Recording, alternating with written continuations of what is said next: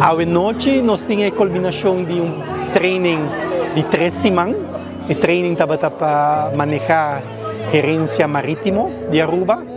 Tem training que não 6 islas participar.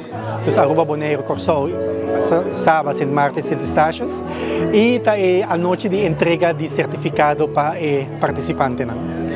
Realmente, no sítio de prática, estava de Pedernales, e não me trazer plano de manejo, uma proposição de plano de manejo, o qual que nós entregamos ao líder do projeto, que é o professor Manders, e esse a ser avaliado, e dois raportes vão entregar, e na altura passa com bom resultado. O benefício está esse agora que nós como museu, nós vai consulta com diferentes organizações, entre outros também, cuido do meio ambiente, para sobre nós regular visita na diferentes sítios, não somente ribateira, mas também volteira. Então, essa é a recomendação que nós temos que tomar a sério e esse não tem autoridade para decidir, para nos ajudar a decidir e cuidar do local que nós temos. Agora que não bisa nós cair diretamente para o Ministério da Cultura, mas nós temos bom contato com o Ministério do Turismo, que é o rapporto a ser entregado, ainda, bisa o primeiro resultado da nossa WAC, nós mesmos vamos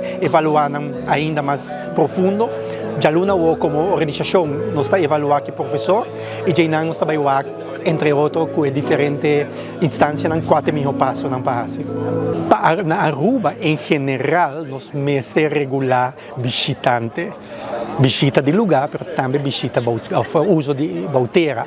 Então, essa é uma parte que tem temporada não como tem roupa gente e essa é naturalmente trazer distúrbio do meio ambiente. Então, esse é um ponto essencial que nós temos que regular a quantidade de visitantes no sítio. Nós estamos na temporada de pandemia, estava da roupa quieto. Correto. E também era com a parte marítima, a hala europeia por frio. Sim, correto. Me quer não somente parte marítima, mas full natureza arranha roceia. E está conhecido onde a melhor maneira para volar a natureza, essa bonda, regenerar, está lá para sua conta. Porque cada espécie mesmo usa sua maneira para sobreviver. Em todo caso, a palavra de clausura está danke na representação na Holanda que a financiar, pero também na tour e pessoas na instância que a participar.